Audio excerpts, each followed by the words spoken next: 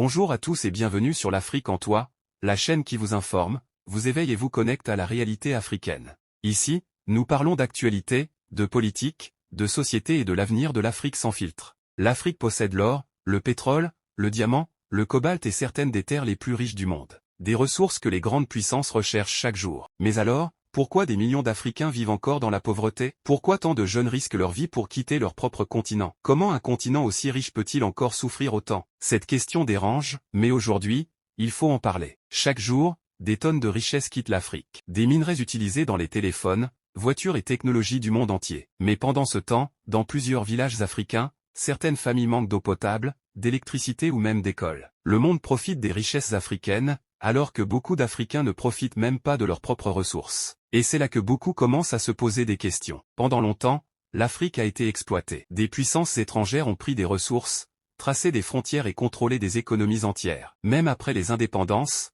certaines influences sont restées. Des accords économiques, des dettes, des intérêts politiques. L'Afrique est devenue riche en ressources, mais souvent dépendante dans les décisions importantes. Et cela a laissé des blessures profondes dans plusieurs nations africaines. Mais toute la faute ne vient pas de l'extérieur. Aujourd'hui encore, la corruption, les divisions et la mauvaise gestion détruisent des opportunités immenses. Pendant que certains dirigeants deviennent riches, des jeunes diplômés restent sans travail. Pendant que des milliards circulent, des familles entières luttent pour survivre. Le plus douloureux, c'est de voir que l'Afrique perd parfois ses propres talents par manque d'espoir. Dans plusieurs pays africains, les lois existent, mais elles ne sont pas toujours respectées par ceux qui dirigent. Un simple citoyen peut être arrêté pour une faute sur la route. Mais parfois, certains responsables roulent sans respecter les règles sans être inquiétés. Comme si les lois étaient plus dures pour les pauvres que pour les puissants. Et cette injustice détruit peu à peu la confiance des jeunes envers leurs dirigeants. Mais malgré tout, quelque chose est en train de changer. Une nouvelle génération africaine commence à poser des questions. Des jeunes veulent entreprendre, apprendre la technologie,